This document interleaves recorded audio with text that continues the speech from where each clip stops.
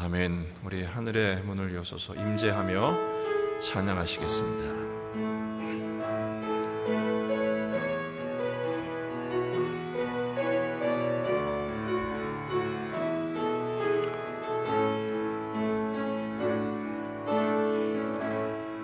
하늘의 문을 여소서 이곳을 주목하소서. 주를 향한 노래가 거지지 않으니 하늘을 열고 보소서.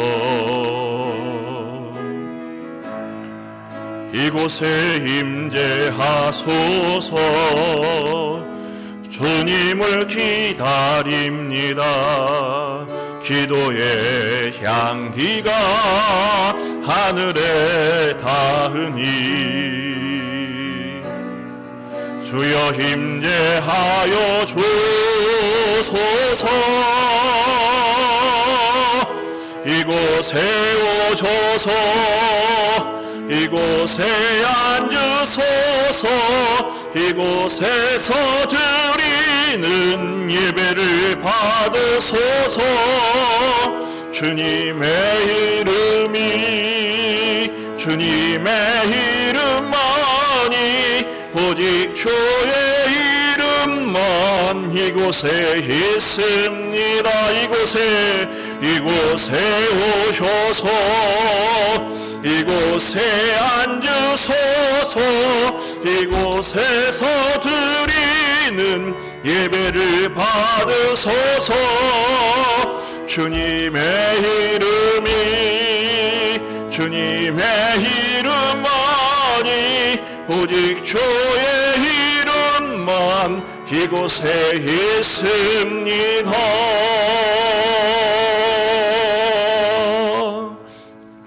다 같이 참회의 기도로 주 앞에 나가시겠습니다. 이 시간 이곳에서 예배하는 모든 심령들, 또 가정에서 함께 예배할 때 이곳에 임재하시고 이 모임 가운데 이 자리에 임재하시는 하나님의 영광, 하나님의 은총, 하나님의 은혜로 충만케 하옵소서. 하나님이 찾으시는 예배자로 하나님의 얼굴을 배없는 예배를 드릴 수 있도록 주님 역사하여 주옵소서. 다 같이 기도하시겠습니다. 주님이시여 시간 저희를 정결케 하시고 인도해 주옵소서. 하나님 자유 주시옵소서. 주께 힘을 얻고 그 마음에 시온의 대로가 있는 자는 복이 있나이다. 그들이 눈물 골짜기로 지나갈 때 그곳에 많은 샘이 있을 것이며 이른 비가 복을 채워 주시나이다. 그들은 힘을 얻고 더 얻어 나아가 시온에서 하나님 앞에 각기 나타나리이다. 아멘. 참 좋으신 하나님 아버지,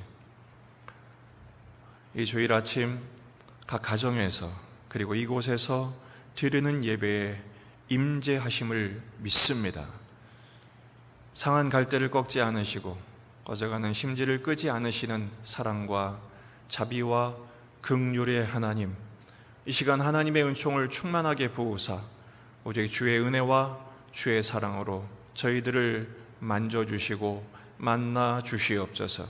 비상의 상황에서 비상에 합당한 비상의 은혜로 충만케 하사 오늘을 이겨내고 승리할 수 있는 믿음을 얻을 수 있도록 은총 베풀어 주시옵소서.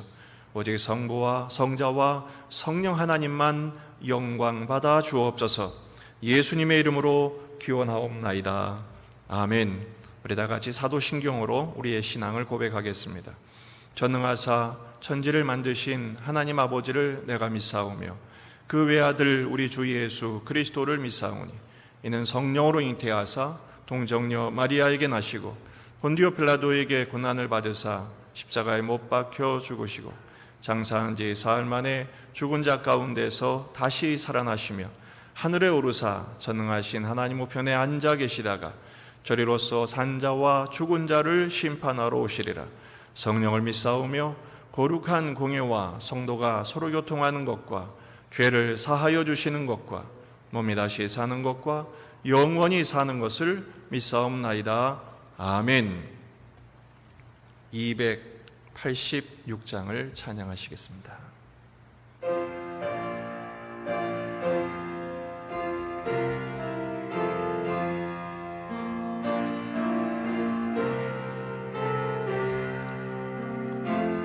주 예수님 내 맘에 오사 주의 들어주시고 내 마음에 새 힘을 주사 늘 기쁘게 하소서.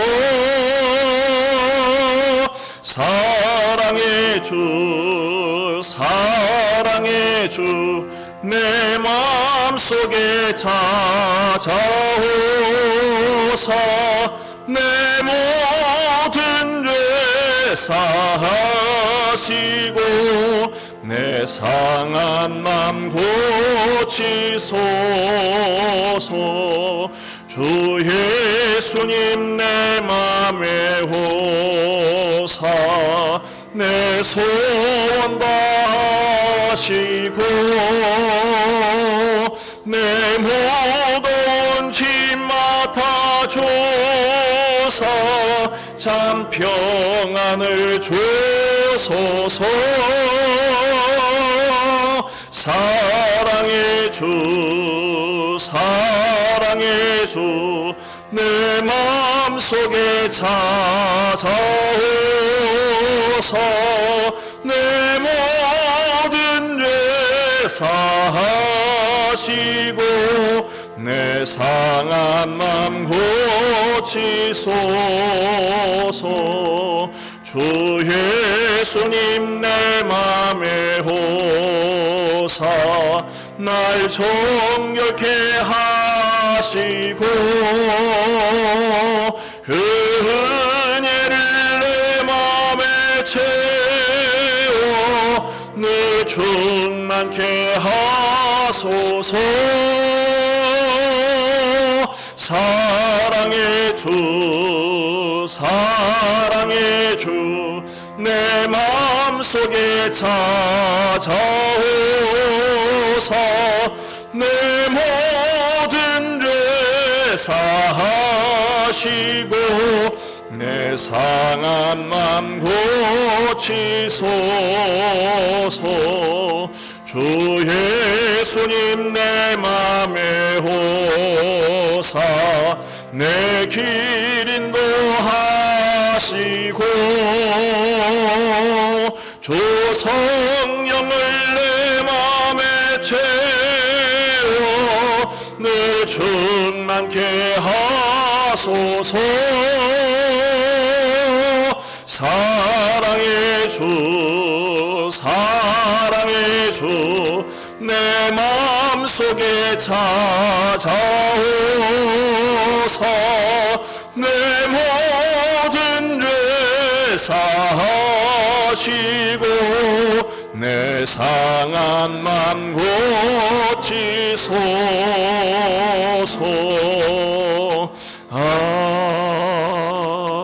아멘. 기도하시겠습니다.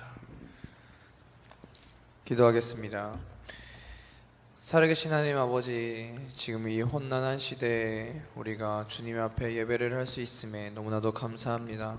하나님 아버지, 우리가 예배함으로 인하여서 주님 앞에 온전히 우리의 마음이 주님 앞에 나왔을 때 하나님 우리에게 은혜를 허락하여 주시고, 주님이 이 혼란한 시대를 하나님께서 하루빨리 잠잠하게 하여 주님 우리가 성전을 사모하고 또 주님 앞에 우리가 몸을 다하고 힘을 다하여 힘써 일할 수 있도록 주님 허락하여 주시옵소서. 그 시간을 우리가 기대하고 바라오니 주님께서 속히 이루어 주시옵소서.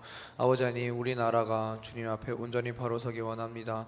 주님, 우리나라가 다른 것을 휘둘려서 흔들려지는 것이 아니라 우리가 다시금 주님의 말씀을 붙잡고 주님의 앞에 다시금 나올 수 있도록 하나님께서 허락하여 주시옵소서. 주님, 우리가 그리스도인으로서 먼저 됨을 허락하여 주시고, 주님, 그리스도인으로서 우리가 다른 사람을 정죄하기보다는 주님의 사랑으로 우리가 그 사랑을 전할 수 있는 그리스도인들이 되게 하여 주시옵소서. 주님, 이 예배의 시간과 기도의 시간을 허락하심에 감사하지만 주님, 우리가 이 자리를 정말 너무나도 가볍게 여기고 있었다면 주님 앞에 우리가 다시금 회개하며 나아갈 수 있는 시간을 허락하여 주시옵소서. 주님의 말씀을 듣기 원합니다. 주님의 말씀을 들을 때, 아버지 하나님의 그 말씀을 들을 때 우리의 귀와 마음이 열리고, 그리고 우리의 마음으로 인하여서 주님의 말씀 우리의 마음에 받아들일 수 있도록 하나님 허락하여 주시옵소서. 아버지 하나님, 이 말씀을 전하시는 우리 목사님에게도 주님의 그 큰 은혜가 함께 있기 원하오며 살아계신 주 예수님의 이름으로 기도합니다. 아멘.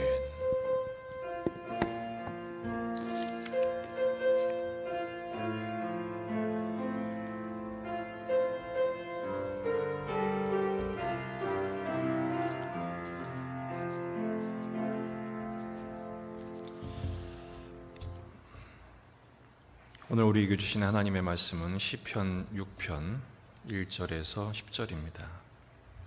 시편 6편 1절에서 10절 말씀 제가 봉독하겠습니다.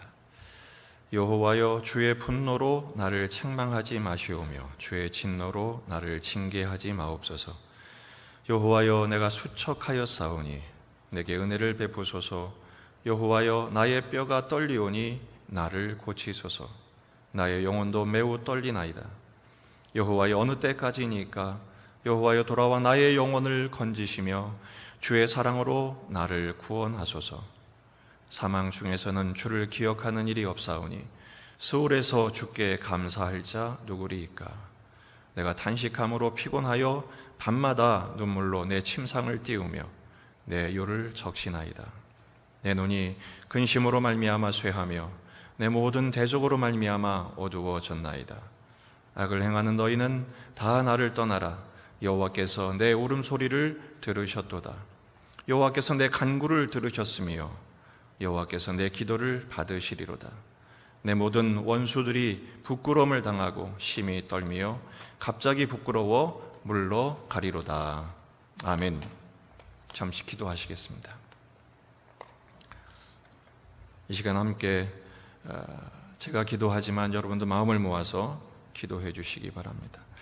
하나님 아버지, 온 나라가 그리고 온 세계가 감염병으로 인해서 다들 환자들의 수가 늘어가고 또 가족들은 그로 인해 두려움과 불안과 고통으로 잠을 이루지 못하며 담당하는 일꾼들과 의료계 일선에 선 사람들은 지쳐 쓰러져가는 세상이 되었습니다.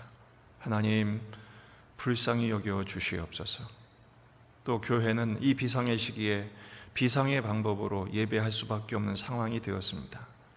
이 시간 하나님 앞에 예배하는 가정에서, 삶의 자리에서 예배하는 모든 예배자들 친히 임재하시고 연락하시며 위로하여 주시옵소서.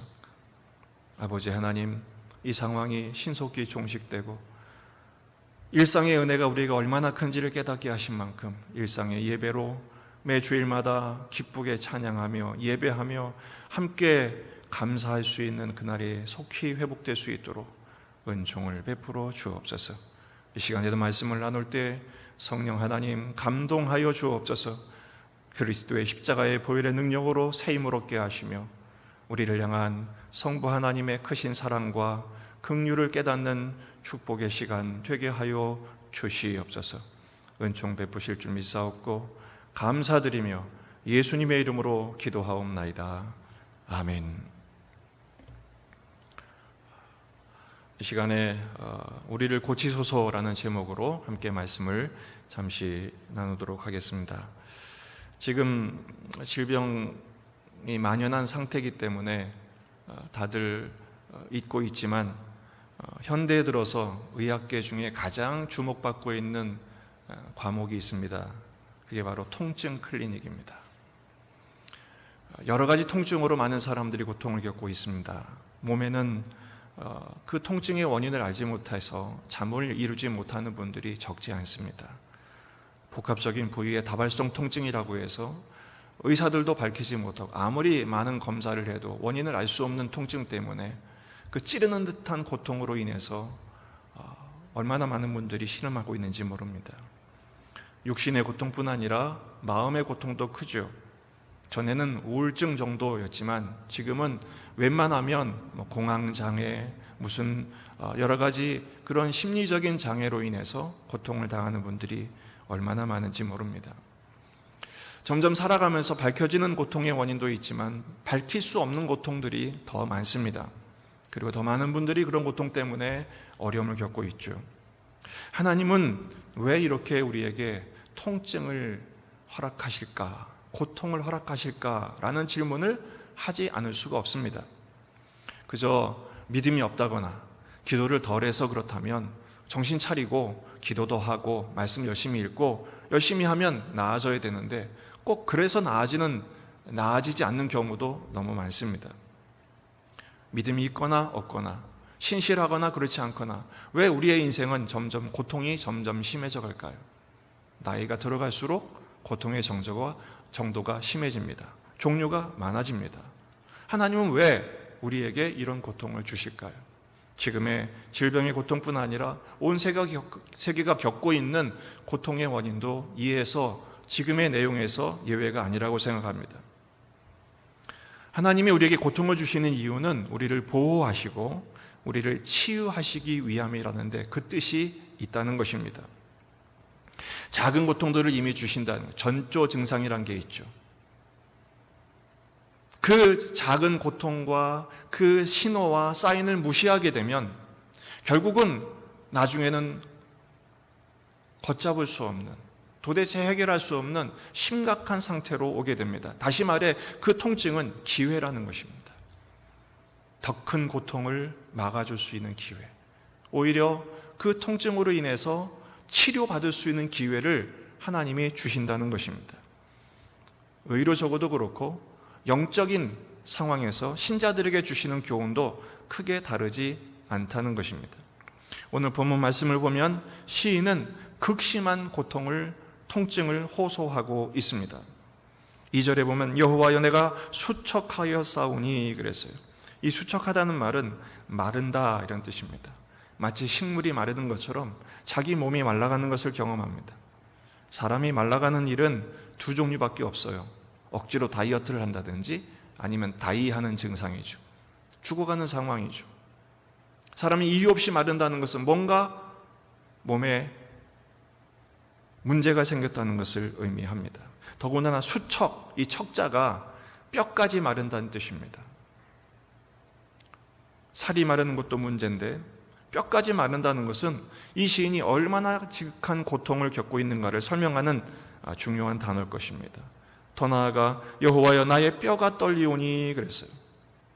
특별히 시편에서 이 뼈가 떨린다, 뼈가 마른다 이런 뜻은요 굉장히 중요한 의미를 갖고 있습니다. 성경에서 이 뼈는 감정의 단어입니다. 자기가 얼마나 심각한 감정의 고통을 겪고 있는가를 설명해 주는 표현이죠. 생각해 보십시오. 뼈는 우리 몸을 지탱하는 가장 중요한 주축입니다. 그게 흔들려요. 뼈가 떨린다고 그래요. 진액이 빠지는 것입니다. 히브리 그 문학에서 뼈가 떨린다, 뼈가 마른다 이거는 뭐냐면 살 소망이 없어지는 것을 말합니다. 죽음이 임박한 것을 말합니다. 죽음의 고통이 그의 정신을 완전히 사로잡고 있는 것을 말합니다. 더군다나 3절에서는 나의 영혼도 매우 떨리나이다 이렇게 말하고 있습니다. 영혼이 떨린다. 여기서 영혼이 떨린다는 것은 영혼이 어떻게 떨리겠습니까? 이것도 표현인데요. 하나님이 없다라는 뜻입니다. 믿음이 없는 사람이야 이게 무슨 상관이 있겠습니까마는 믿음을 가진 신실한 사람에게 있어서 하나님 부재 현상은 심각한 문제입니다. 죽음 그 자체입니다. 나는 이제 끝났습니다 라는 표현인 것입니다. 시인은 육체적으로, 정신적으로 그리고 영적으로는 더욱 깊은 고통과 침체에 빠져 있다는 사실입니다. 그런데요, 그럼에도 불구하고 8절에서 10절을 보게 되면 그 극심한 고통 가운데 있던 시인이 갑자기 반전이 일어납니다. 심지어 어떤 신학자는 이 시는 시인이 두 명이다 라고 말할 정도로 앞에 고통당하는 시인, 뒤에는 그 고통과 전혀 상관없는 시인이 따로 지었다라고 말할 정도로 그렇게 내용이 상반되어 있습니다. 하지만 이 내용은 같은 사람의 고백입니다. 도대체 그 고백의 내용이 무엇입니까? 8절을 보면 악을 행하는 너희는 다 나를 떠나라. 여호와께서 내 울음소리를 들으셨다. 하나님 내 울음소리를 들으셨다는 거예요. 내 간구를 들으셨대요. 내 기도를 받으셨대요. 그리고 10절에 가면 내 모든 원수들이 부끄러움을 당하고 심히 떨미어 갑자기 부끄러워 물러가리로다. 하나님이 내 기도를 들으시고 내 간구를 받으시고 그리고 원수까지 갚아주신다는 것. 큰 소리를 뻥뻥 치고 있습니다. 어떻게 이런 반전이 일어났을까요? 나는 이제 곧 죽었습니다. 그렇게 고통을, 통증을 호소했던 시인이 어떻게 이렇게 담대하게 믿음을 선포하고 하나님의 살아계심을 증거하는 자가 되었을까요? 성경에 보면 이런 인물들이 적지 않게 소개됩니다. 아브라함이 그랬고요. 우리가 잘 아는 욥이 그랬습니다. 신약에서는 바울이 그랬습니다. 또 베드로도 그랬습니다. 우리 교회 역사에서는 루터가 그랬고요. 스펄전 목사님이 그랬습니다. 우리가 알고 있는 스펄전 목사님은 그냥 위대한 설교가 정도가 아닙니다.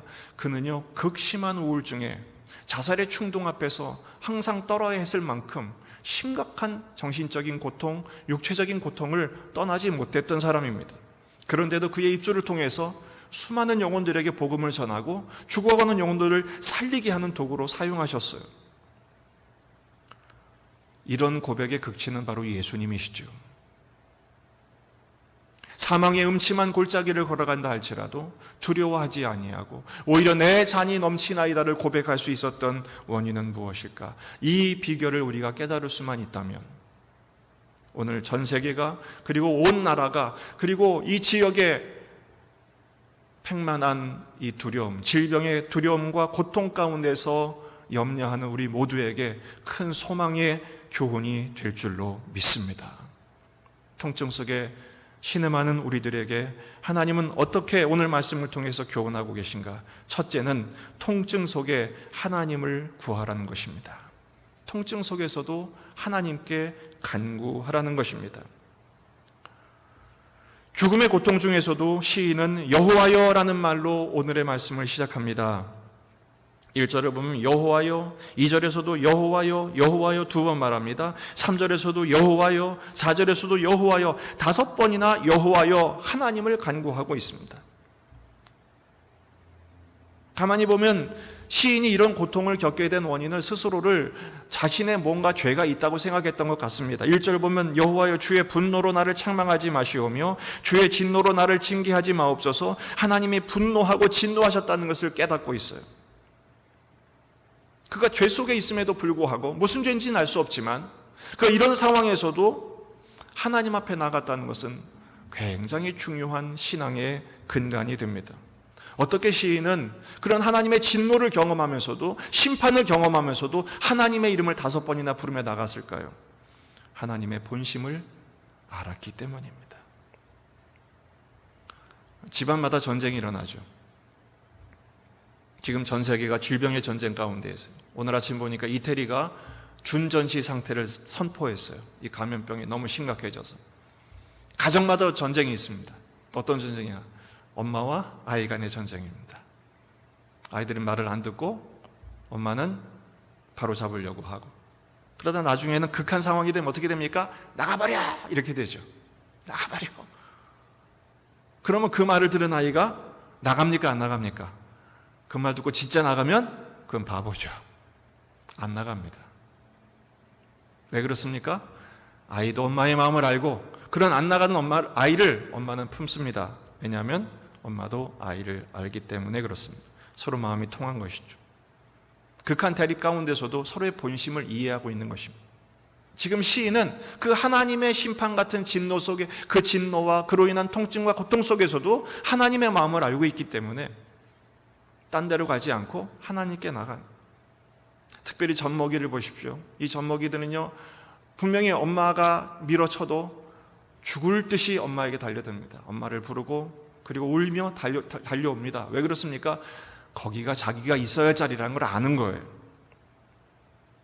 시인은 그런 통증 속에서 그 고통 속에서 하나님을 구합니다.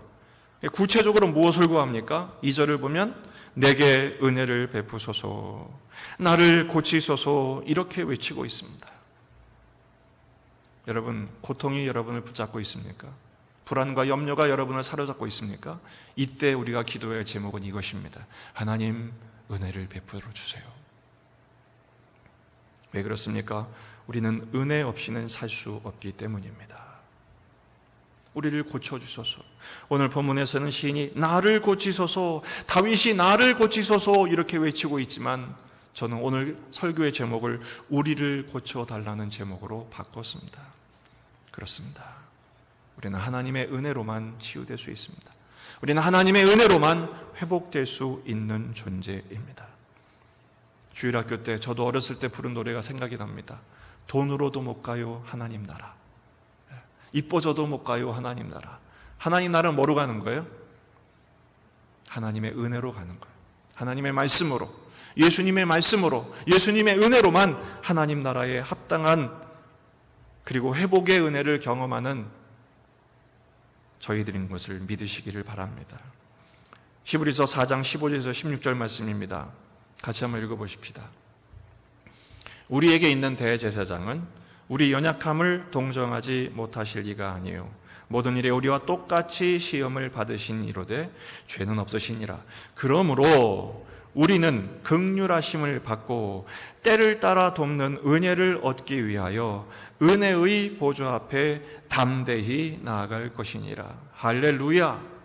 오늘 말씀은 중요한 것을 말씀합니다. 때를 따라 돕는 은혜가 있다는 것입니다. 이 때가 언제입니까? 항상 좋을 때, 항상 형통할 때를 말하지 않습니다. 우리에게 은혜가 필요할 때가 있다는 거예요. 언제입니까? 결핍을 느낄 때, 고통을 느낄 때, 통증에 신음할 때, 문제에 붙들렸을 때, 우리의 한계에 부딪혔을 때, 바로 이 때가 우리를 위해 준비하신 하나님의 은혜가 있음을 깨닫는 때라는 것입니다. 또 한 가지는 이 때를 깨달을 때 어디로 가라는 거예요? 은혜의 보좌 앞으로 나가라는 거예요. 그러면 긍휼에 풍성하신 하나님, 우리와 똑같은 시험을 받으신 분이란 뜻은 뭐예요?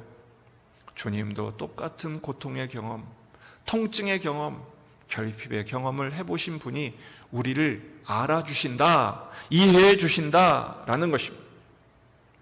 세상은 이 우리에게 가장 필요한 하나님의 은혜를 다른 것으로 채우려고 해요. 돈으로 채우려고 하고, 명예로 채우려고 하고, 권력과 쾌락으로 채우려고 하지만 이것은 그런 것으로 채워질 수 없는 것입니다.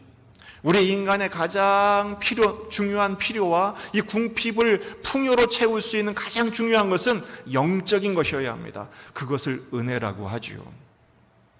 여러분, 이 두려움의 때 하나님의 은혜로 담대해질 줄로 믿습니다.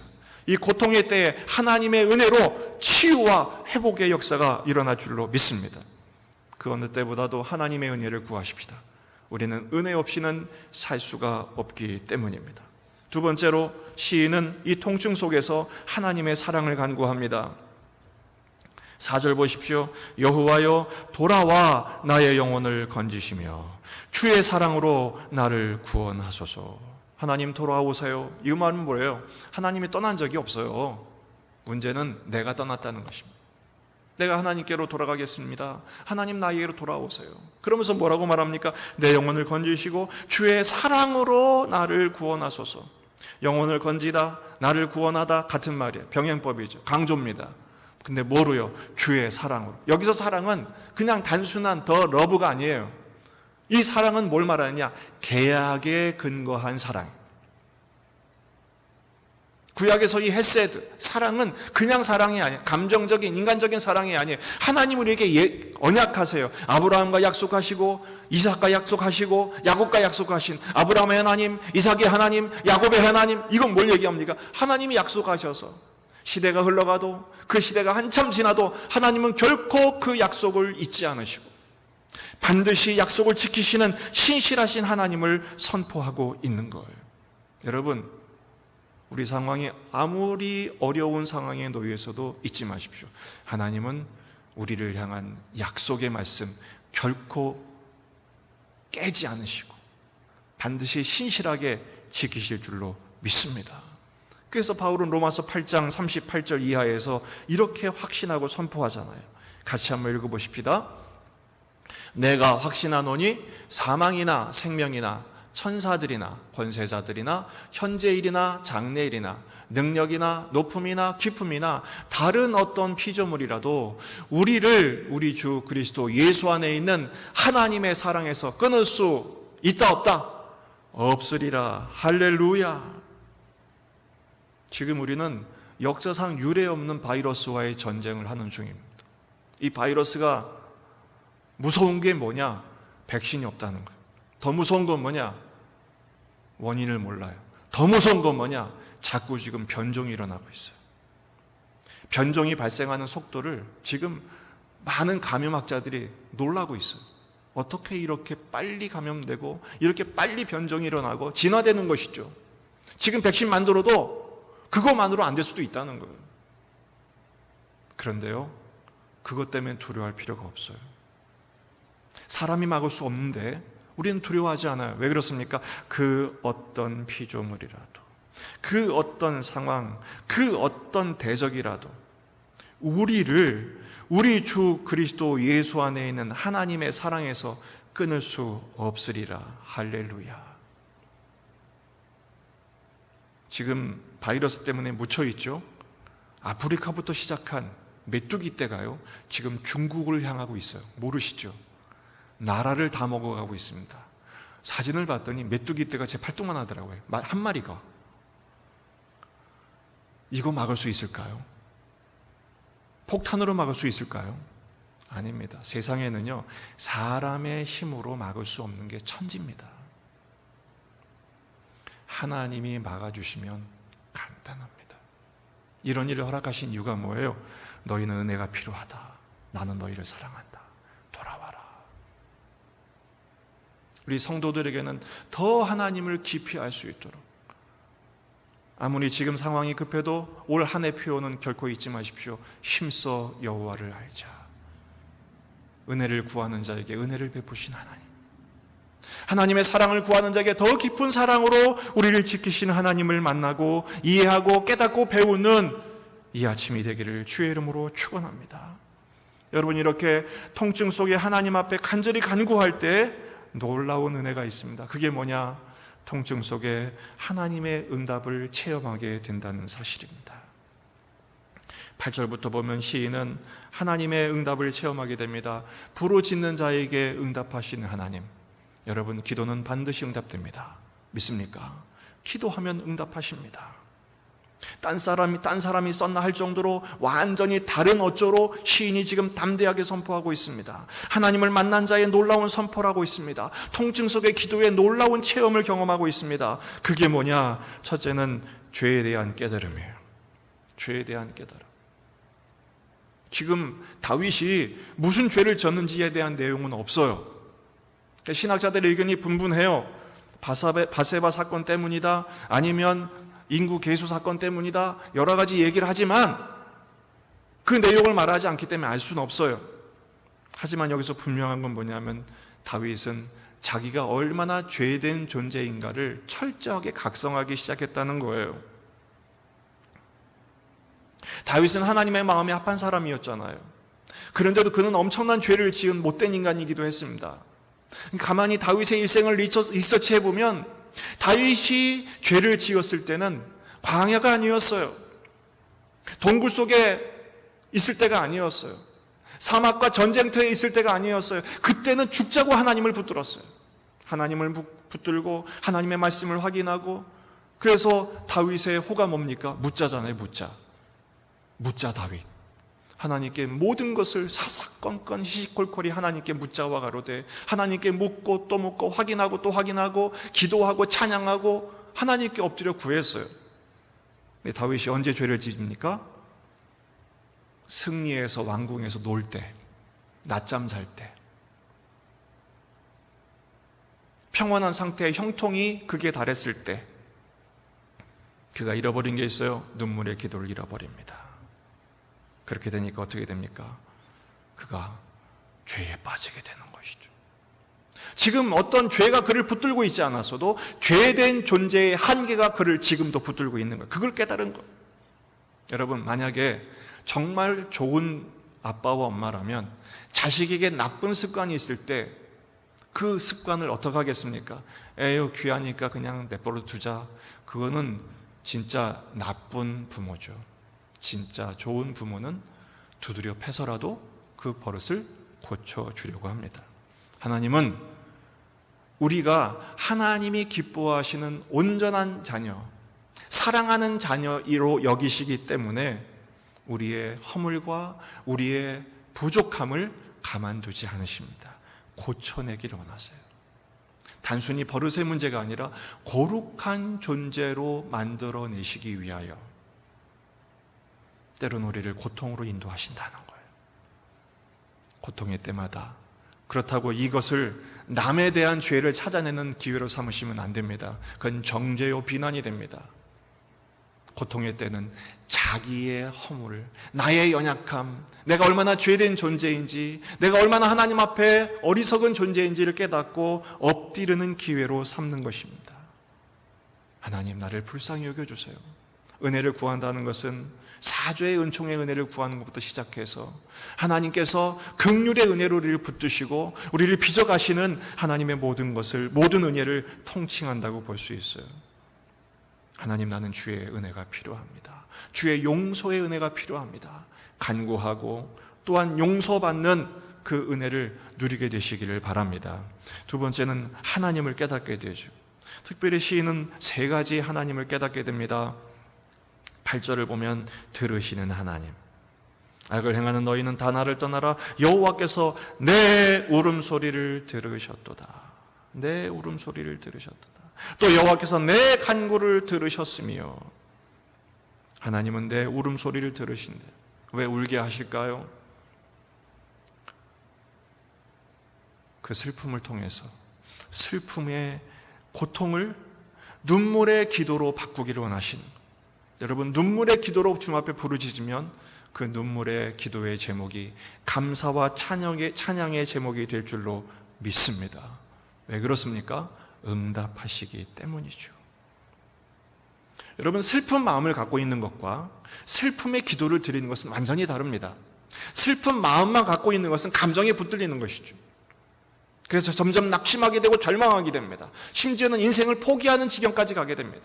그러나 그 슬픈 마음을 하나님께 부르짖는 기도로 승화시킬 때, 하나님, 내가 아픕니다. 내가 슬픕니다. 내가 너무너무 힘이 듭니다. 기도로 바꿀 때 하나님은 그 기도를 통해서 관계의 문을 여십니다.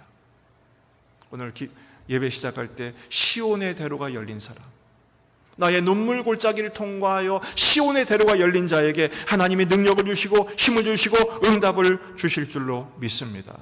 여기서부터 이미 시인은 하나님을 배우기 시작한 거예요. 전에는 슬픔에만 빠져 있을 때, 고통 속에만 몸부림쳤을 때는 하나님이 너무 무섭고 밉고 두려웠어요. 그런데 그 눈물을 흘리며 주 앞에 기도로 나아갈 때 하나님께서 그 기도를 들으신다.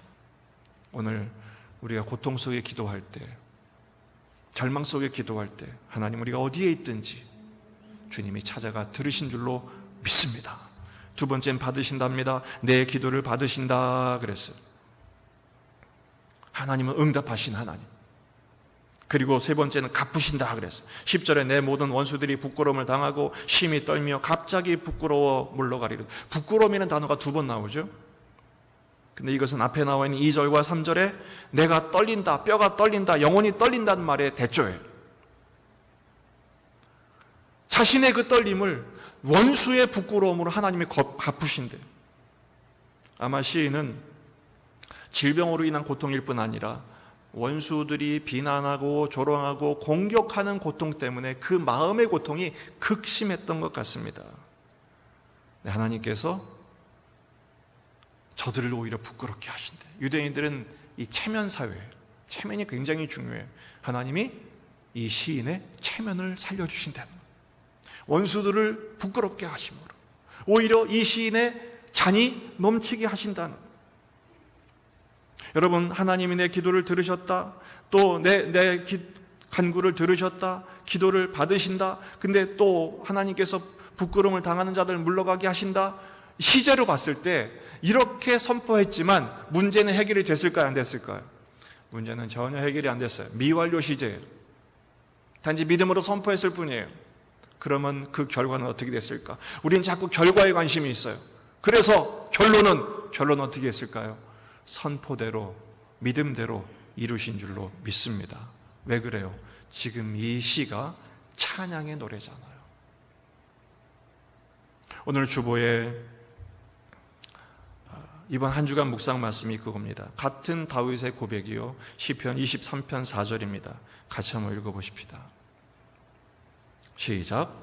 내가 사망의 음침한 골짜기로 다닐지라도 해를 두려워하지 않을 것은 주께서 나와 함께 하심이라. 할렐루야. 사망의 음침한 골짜기로 죽음의 고통과 통증 속에서 시달리는 그때에도 나는 두려워하지 않는다. 왜 그렇습니까?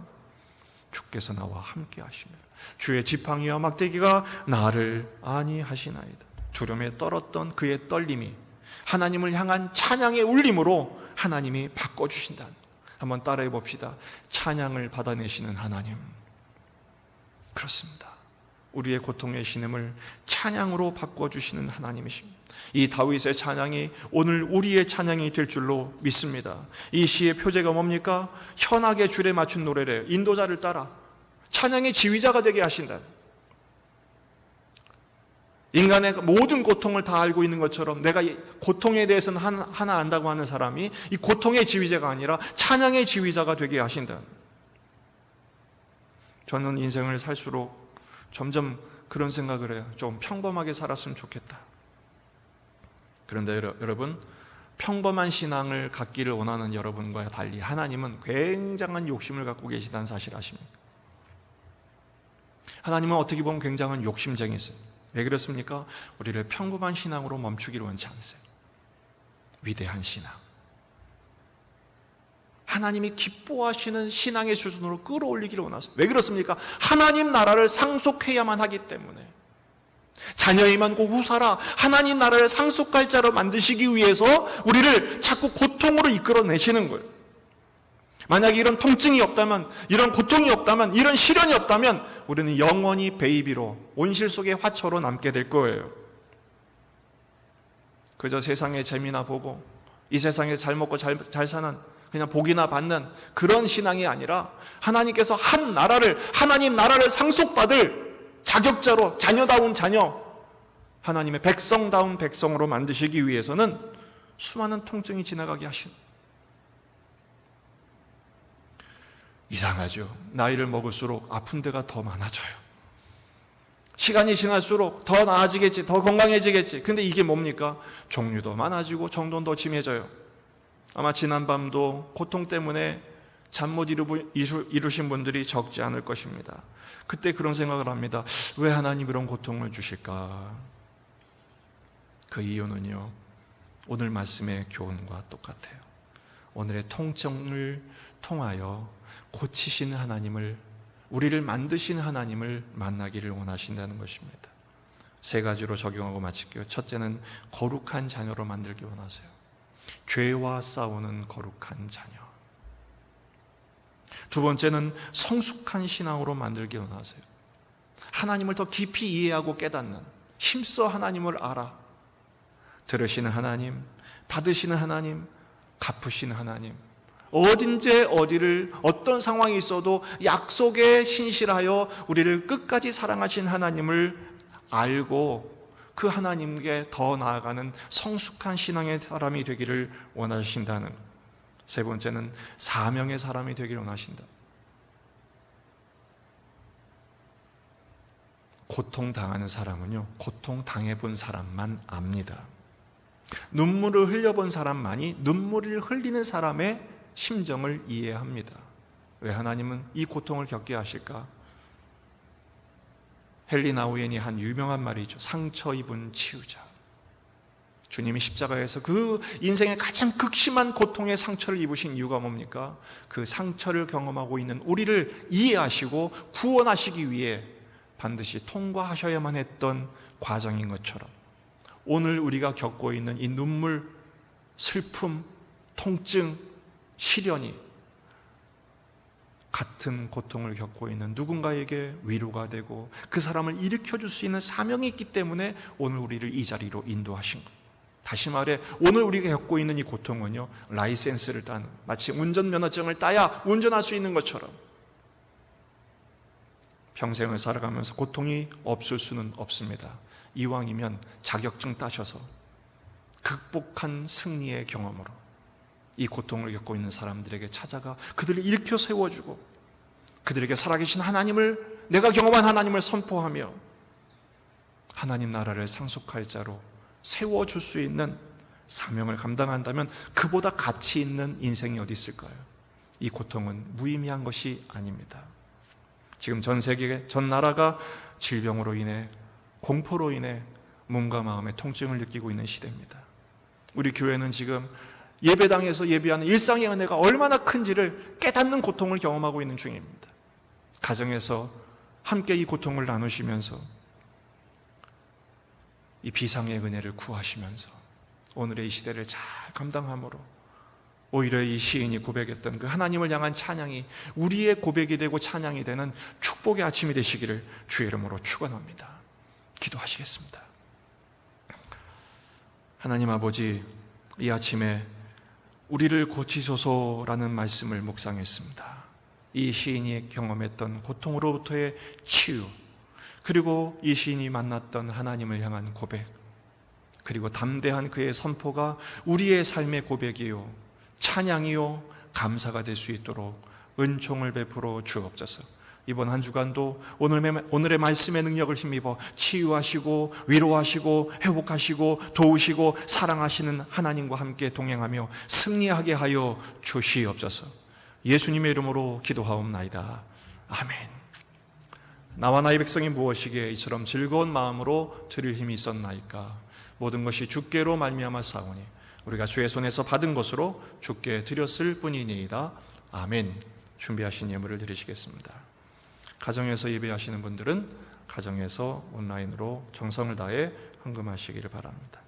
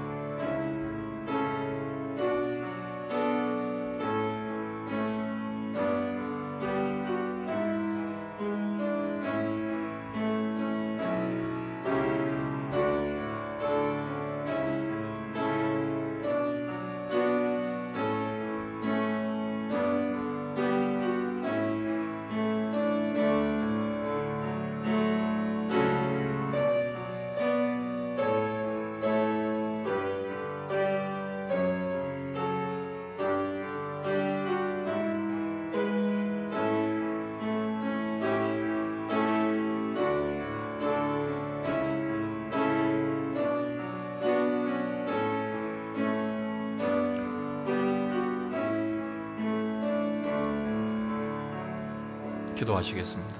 하나님 아버지, 이 주일 아침 하나님을 향한 사랑으로 예배하게 하시니 감사합니다.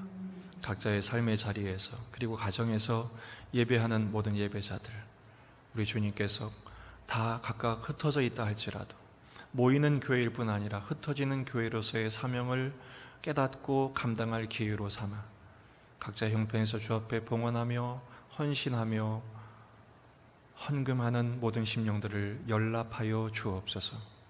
누가 뭐래도 우리는 예수 중한 가족입니다. 믿음의 가족이요 예수님의 가족들입니다. 우리 주님께서 각 가정의 형편을 돌아보시고 우리 주님 친히 경영하여 주셔서 다들 어렵고 힘든 가운데 있습니다. 하나님 붙들어 주옵소서. 하나님 복을 내려 주옵소서.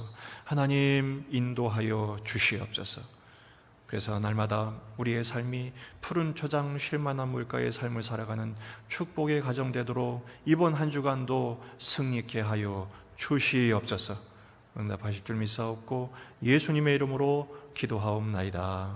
아멘. 함께 표를 제창합니다. 여호와를 알자. 힘써 여호와를 알자. 여러분 이번 한 달 2020 20분 기도 20분 말씀에 실천하시기를 바랍니다. 갑자기 이번 주부터 온라인 예배를 하게 된 것을 양해해 주시기 바랍니다. 상황이 급변했기 때문에 그런 상황에 맞춰서 또 교회도 대책을 세워야 했기 때문에 그렇습니다. 당회에서는 이번 주 다음 주까지 일단 온라인 예배로 회집하고 주중 모든 모임들은 하지 않기로 했습니다만 상황에 따라서 연장될 수도 있으므로 이해해 주시기를 바랍니다. 주일학교도 지도하는 분들의 안내를 따라서 온라인으로 모여주시고 또 교제해 주시기를 바랍니다. 또 매일 새벽 말씀을 셀리더를 통해 홈페이지를 통해 게시합니다. 매일 아침 말씀을 붙들고 승리하시기를 바랍니다. 우리 함께 찬양할 때 우리 후렴, 살아계신 주 후렴만 찬양하고 축복하겠습니다.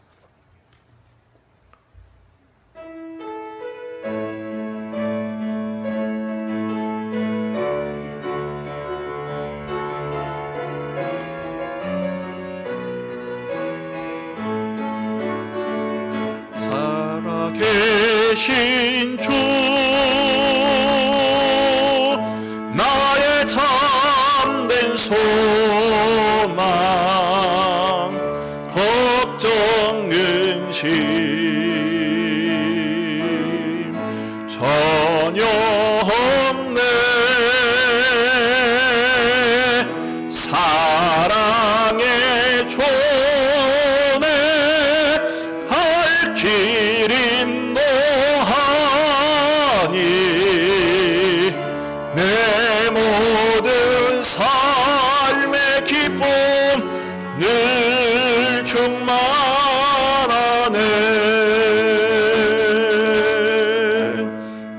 우리 주 예수 그리스도의 은혜와 하나님 아버지의 무한하신 사랑과 성령님의 감동 감화 위로 교통 충만하신 은혜가 고치시는 하나님, 우리를 들으시고 받으시고 해결해 주신 하나님을 날마다 경험하며 선포하기를 다짐하는 예수님의 가족들, 모든 흩어진 예배자들 위해 이제부터 영원토록 함께 있을지어다. 아멘.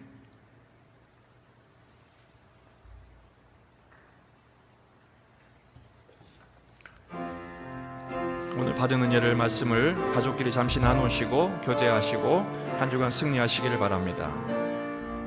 예배를 마쳤습니다.